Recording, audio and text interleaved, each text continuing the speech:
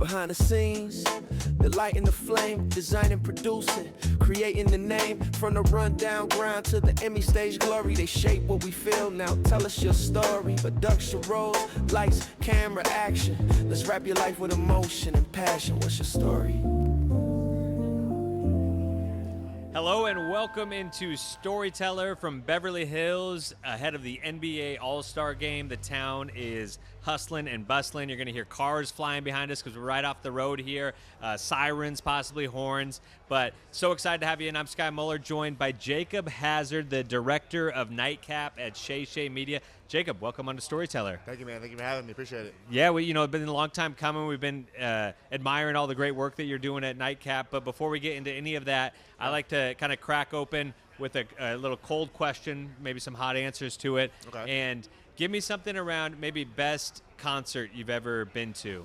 Ooh, that's a good one. I went to Watch the Throne back in the day with Jay-Z and Kanye at the Forum. With me and my little brother. That was electric. And I was like, 20 at the time? So, man, that was a hell of a concert. You know, I've talked to so many people. That tour that's like top for so many people. Unbelievable, yeah. Just start to finish. That was I was Kanye's prime, one of his prime at the time too. It was a great album, so yeah, that was a great one.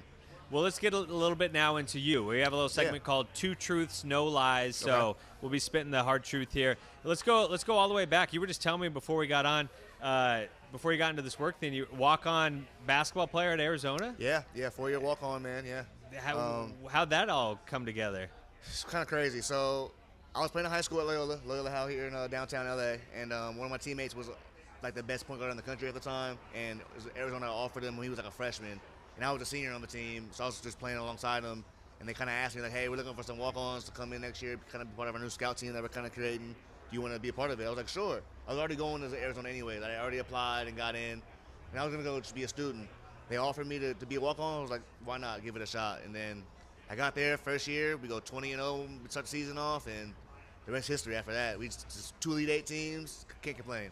That is awesome. I mean, Arizona, once again, kind of on top of the country right now. You got to feel good about that. Oh, yeah, we look good. What give me when you tell people about your time at Arizona, what's a story that like kind of encapsulates what that experience was like to be around that program for 4 years? Oh man, just a lot of pros, a lot of professional athletes who are just really good at their craft. You kind of see what it takes to be a professional athlete a little bit. I thought I was good till I got to Arizona, and I was like, okay, this is a different level of basketball over here.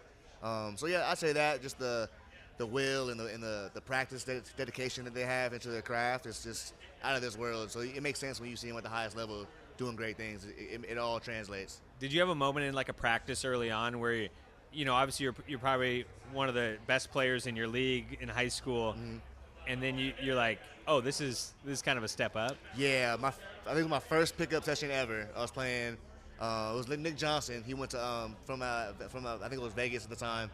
He caught a lob basically from behind the backboard. Like it was behind the backboard. He caught it one hand and dunked it. And I said, oh yeah, it's different. I can't even dunk the ball. So them doing that, I was like, oh yeah, it's a different level of basketball up here. So that kind of woke me up a little bit. I love that. And now if we transition a little bit into like your professional career, I mentioned you're directing at Nightcap. Have you had a moment so far where it's like, oh, okay, we're here now? Have you ever had a career moment like that? Yeah, it's hilarious. It's kind of the viral moment that Shannon has about the one where he's like, God damn it, guys, because the audio was messed up. That was like my second show ever as director. And I was still kind of in the training wheels a little bit.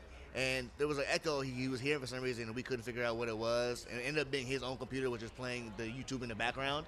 So he was hearing himself like 5 seconds late. And we couldn't figure out what it was. And I couldn't do anything about it at the time. And it was my second day. I didn't know what to do. And he freaked out a little bit. And I was like, this is my last day? I just got here. And that was definitely my welcome to the show, Jake. Like, welcome to being the director of the show. So that was pretty funny. Day 2. Day 2. Dang. Show 2. Day 2, I was freaking out. Just nothing like live during the show, just being like called out. Yeah, and I was just like, I was panicking. I was like, I didn't know what to do. And later to find out nothing I could do. It was somebody just hit mute on his computer and we were good. So we figured it out. Now we know in the future, never again. That is so fun. What is your favorite part about what you get to do? Just the randomness of it. Just like you never know where the topic's going to kind of go and what the topic may, entail, the stories they might tell. And I also just love how they break down football. They're such football savants. They were so great at what they did.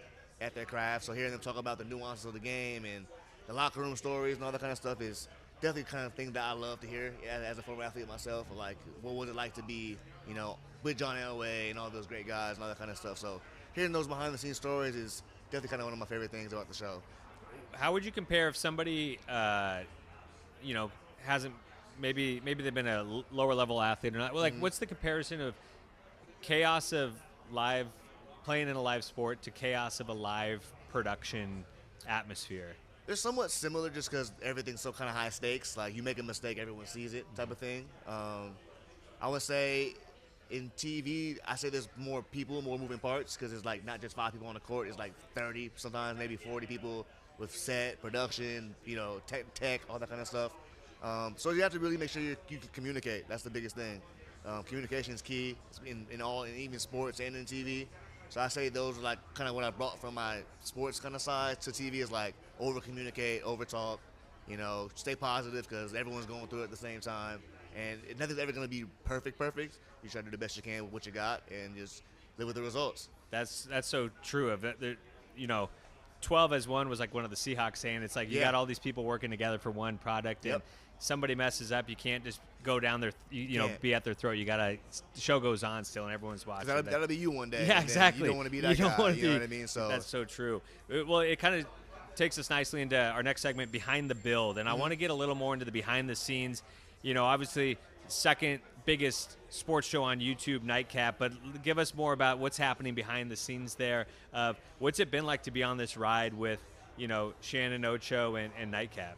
It's been a whirlwind, man. I've been on the show for 3 years now. Started as an editor and then moved to director like after a year or so. So just like the rise from like the sponsorships and the fans and doing the live shows and seeing how much our fans actually like watch every one of our shows and like know all the stories and all the inside jokes. So just seeing like the fan base and kind of the community we kind of created is pretty cool. And just seeing Ocho and Shannon just get better and better, as the years go on. Like Ocho probably before wouldn't be able to do an ad read, and now he's flying through ad reads. Like just the little things like that you see them get better at and get more comfortable with. It's been fun. We're all in this together too. We're all new at this, so it's a growing industry as it is. So it's been fun. I think that is a cool part about your team is it's not people with decades of experience. Yeah.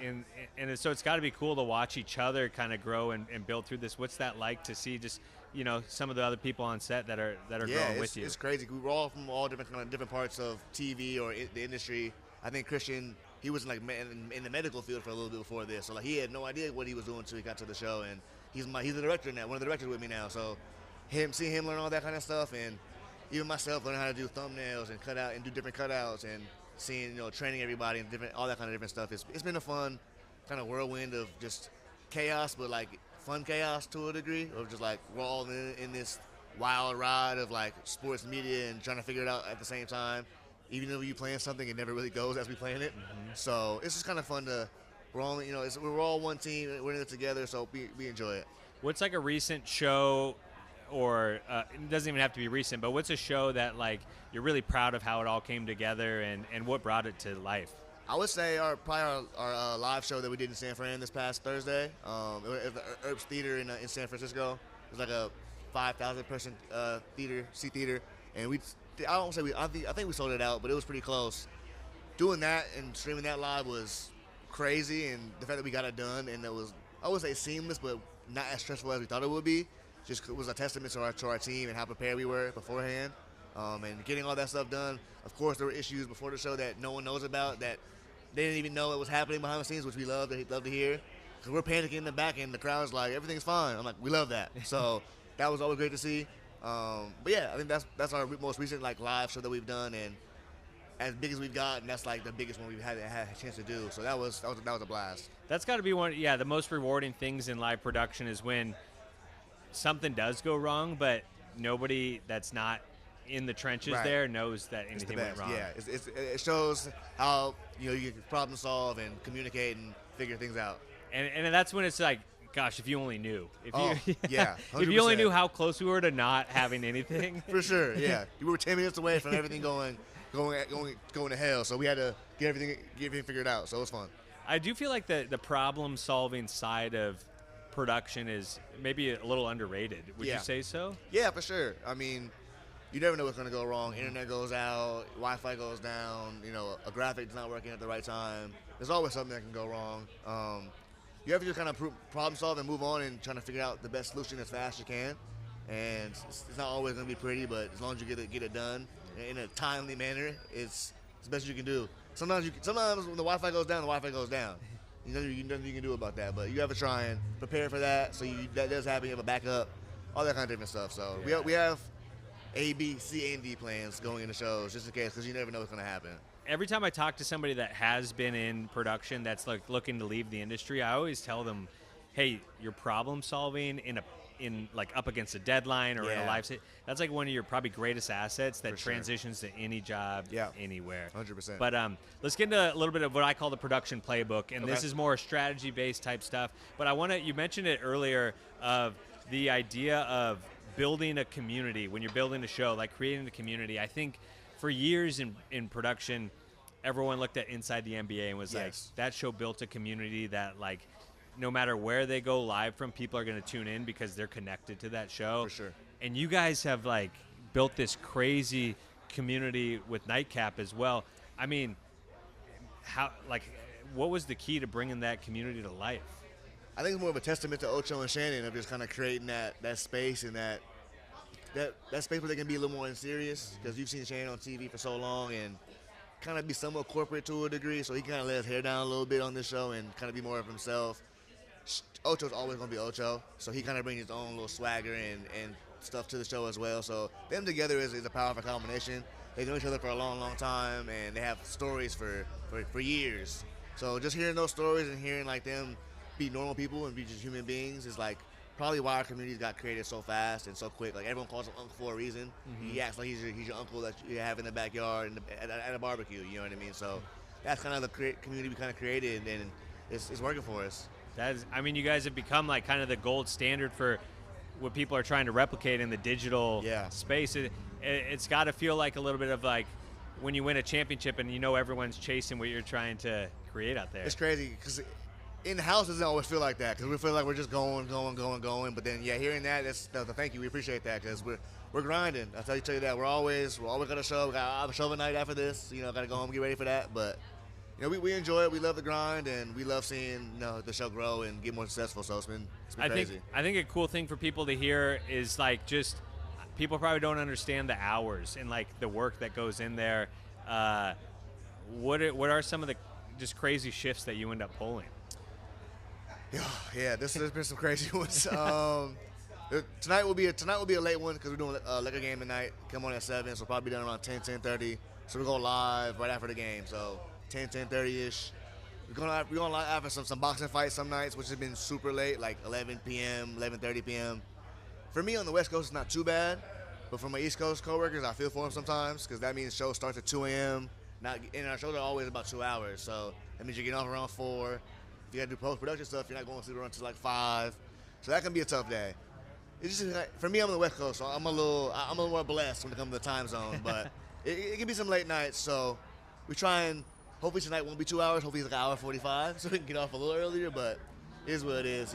Sports never stop. You know what I mean? So we gotta just go with the flow. Another thing you guys have really pioneered is the instant reaction type content after these big games. It's not like, let's not wait for tomorrow morning to talk about what just happened. Let's go on now, which I think that's been a huge unlock. Was that like, how did that come about? That's Ashley Arnold, my producer. Yeah, Ash is the best. She's streamlined. She's been with him since Fox Sports, so she knows Shannon like the back of her hand. I think we kind of become more of like the live podcast like network kind of to a degree. We have Debo and Joe in the morning, which is live.